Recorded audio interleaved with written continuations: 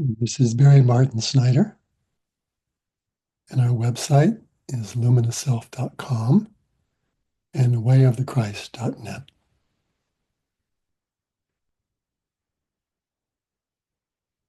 This morning I had the impulse to really go into probably the key issue in this human soul experience that keeps us bound individually and collectively in this state of suffering that we have been in for a very long time period.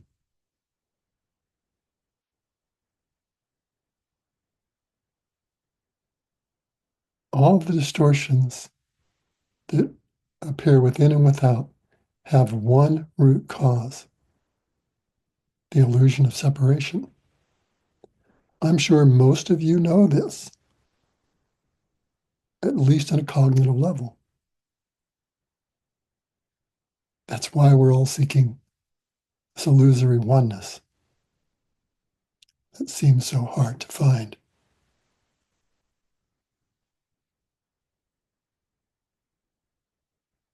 And I thought it might be really helpful, for it has been for me, to go into really what caused this illusion of separation to occur in our minds. I was drawn to something that I have studied for probably 40 years, which is A Course in Miracles, because I think it has the most succinct, truthful explication of what occurred. So I'd like to read some of it and comment as we wind our way through what happened that brought us to this place of being so isolated and removed from ourselves and each other.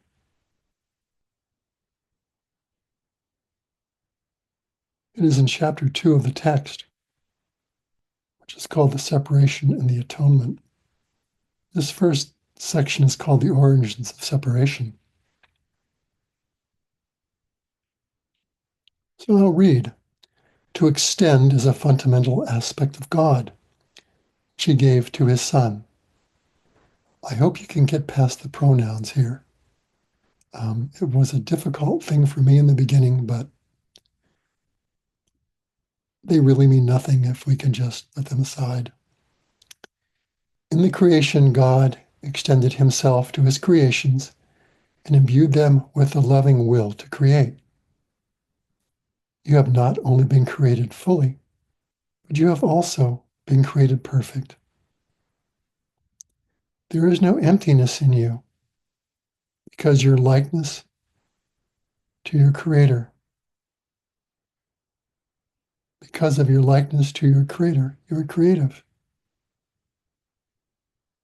No child of God can lose this ability because it is inherent in what he is, but he can use it inappropriately by projecting.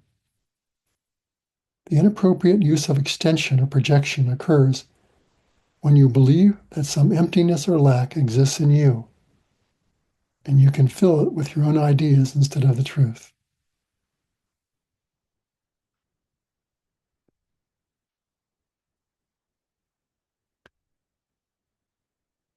As the Bible said, we are made in the image and similitude. As souls, we are holographic, fractal aspects of God. As such, we can be no other than our source creator. It's impossible. What do we know about God, our source creator?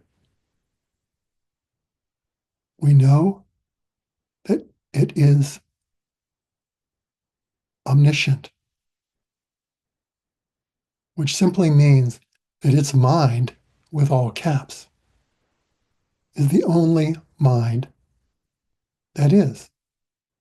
It knows everything. And for it to know everything, it must also be omnipresent, which it is. And to be omnipresent means that it is present everywhere in everything. There can be no place that its infinite omniscience is not. And it is also omnipotent because it is the only creator of all that is. There is nothing outside of it, for God is all that is. Just contemplate this for a moment. If God is all that is, and that God is omniscient, omnipresent, omnipotence, his very nature is love. What could be separate? There is no room for separateness in what is omnipresent. Period. There is no room for illusion in what is omniscient. And there is no room for anything that would resist, distort, or destroy what is omnipotent.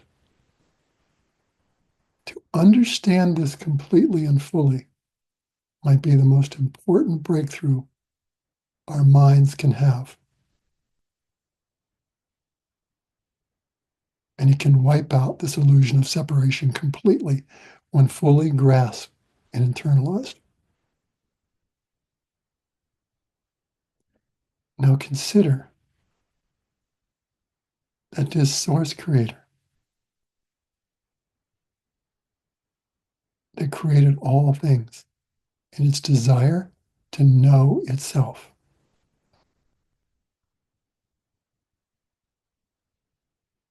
its whole impetus was to explore its being, to discover its nature, which you'll notice is what every human soul is doing.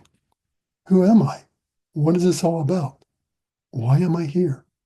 That is the very mere prime impulse of Source Creator. And that beingness created the infinity of souls, individuated aspects of itself, simply to amplify its self-exploration through the myriad of beingnesses that it created. This was its way to answer and explore its prime consideration to infinity. That's what each of us are and are doing as aspects of that one.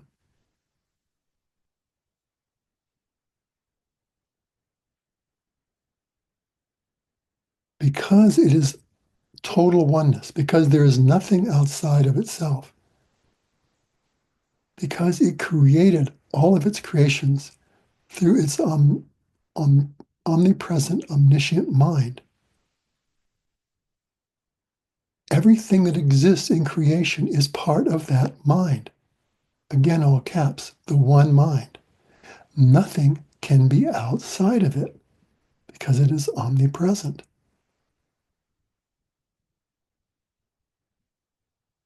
So we as souls never are separate or external to that mind. It's impossible. We are always held in that mind. We can only dream the illusion that we are not.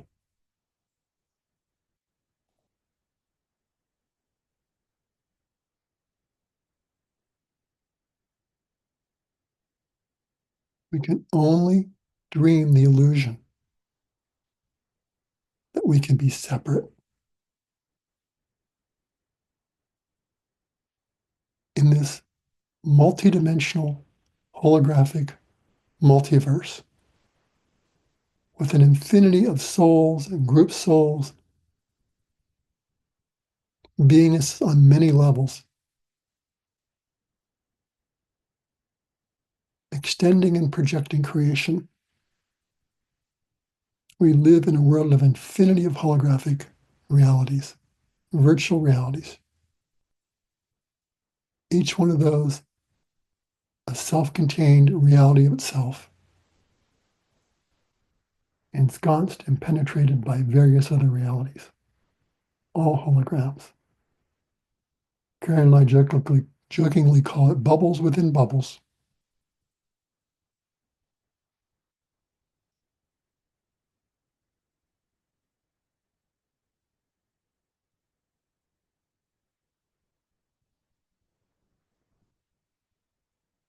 And because we are given free will,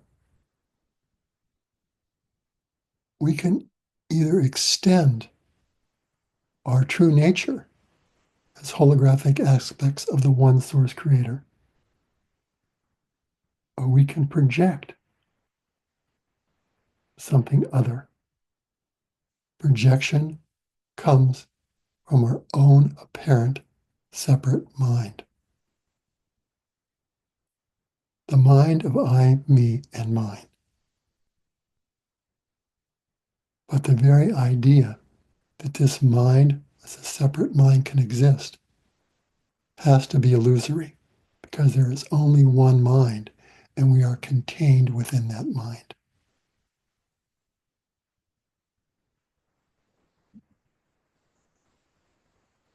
We once had a picture of Vishnu as Mahavishnu on his dais, floating in the universes. And then a bubble, a thought bubble, come out of Mahavishnu's mind, and it created another dais on which Vishnu reclined. And that Vishnu was its turn creating an infinite number of bubbles of realities. And this is the truth of the nature of the omniverse, of the creative beingness that extends itself to infinity.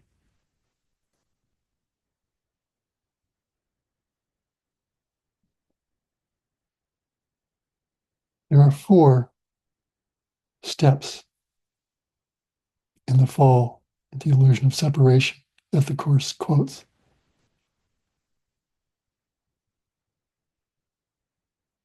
And I will read them to you because I think they are so powerful.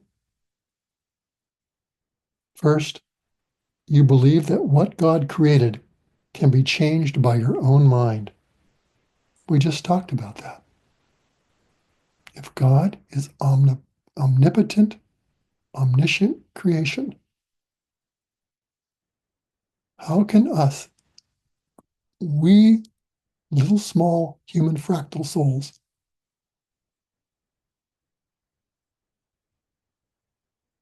create separate and apart from that, create anything that denies the reality of our being that is one part and parcel with the very nature of God, one source? That holy, pure, and perfect divinity that created all this has to be our nature if we are holographic fractals of it. Nothing we can do can change that. We can only dream that is true. We can only project a fantasy, an illusion. And that's what this world is. That's why it's a fallen world. It's been called a simulation, the matrix, many ways. Everything you see, touch, taste, smell, and feel is part of that illusion. For the very body and the senses arise within that holographic, fractal, illusory bubble of separation consciousness. It is, in fact, a simulation. It is, in fact, a distorted projection of ultimate reality. That's why all the great traditions sought to escape this matrix, to ascend, to achieve moksha or liberation. But the point to get here is it's a dream. No matter what our minds and our senses tell us is true, the illusion of separation, that we are fallen less than wholly pure and perfect divine beings, even though that is outpictured due to our own infinitely creative beingness, is a lie. It's untruth. But in our holographic mind, we can create that fallen image and project it. And that's what this world is one great agreement to do that. For fear, for conflict, for hatred, for death and disease, all these distortions, they have no ultimate truth, power, or reality.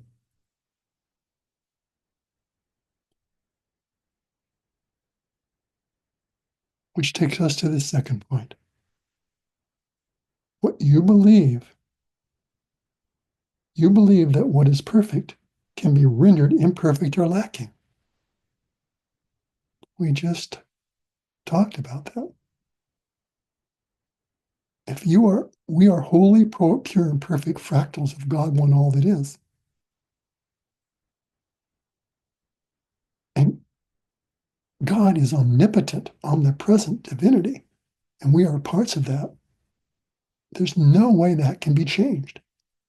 There's nothing that can change what God wills, what God creates, because there's nothing separate and apart from it. There's no separate power or will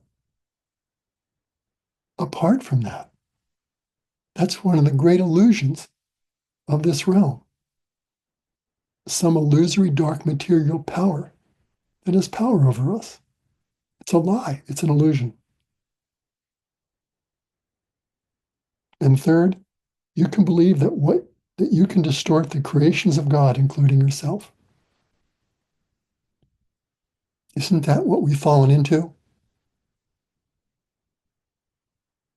That we have this separate will, this self-creative capacity to mold and sculpture ourselves through our own images of self?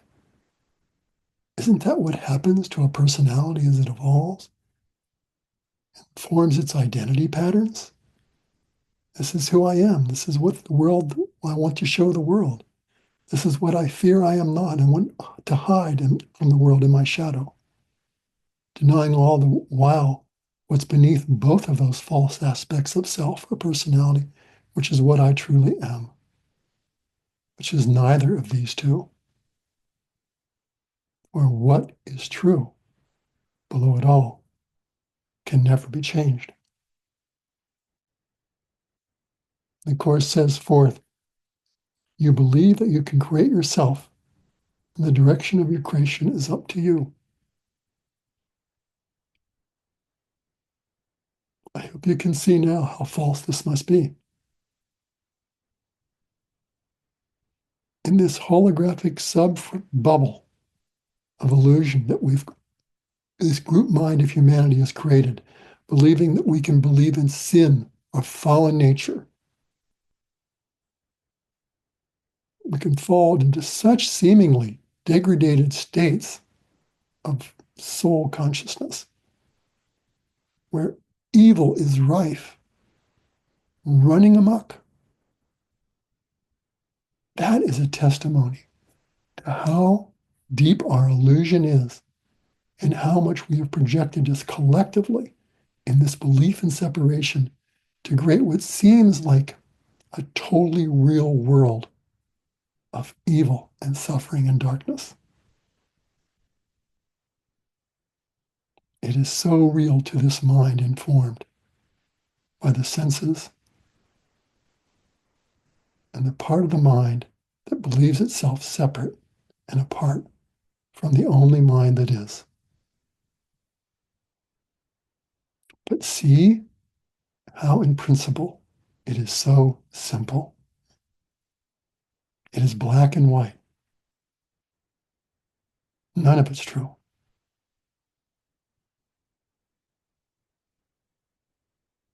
We cannot create ourselves separate apart from God. We cannot change what God created and render it imperfect or lacking. We can't distort the creations of God. We cannot direct creation. It is impossible. Boy, we can create a deep trance state of self-forgetting, a complete illusory reality that seems so real as to keep us hypnotized. And that's all that's going on here, my friends. And each of us is trying to find our way back to the fully awakened state. I offer you this consideration to take deeply into your inner contemplation. Question these for yourself. Reflect on them. How have I believed that what God created can be changed in my own mind? Ask to be shown the truth. There's enormous opportunity to strip away the very roots of the veiling from which every other distortion of false identity, all the judgments we hold upon ourselves and others, the infinity of beliefs, distorted emotions, these are all the boughs, the branches, and the leaves on the tree of the knowledge of good and evil, the tree of separation, consciousness. It's in our hands. We simply have to look directly at these illusions, bring the pure light of consciousness, which is the very light of consciousness that is one with our source, directly onto them. Look at them with the desire to see them, these illusions, for what they are. And when we see them, we can simply let them go, the illusions that they are. So thank you for sharing this time together again today. I sincerely hope from the bottom of my heart that this has been helpful to you. I contemplate these considerations again and again. And as I do so, more and more subtle veils of illusion fall away.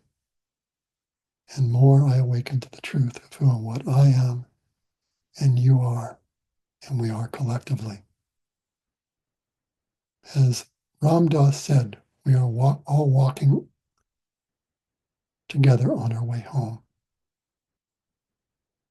I thank you for taking this walk with me today and going ahead as the earth and humanity rise into its redemptive process as this second coming unfolds. Much love and many blessings. Your brother in the oneness of all that is, in the Christ that is the nature of your being.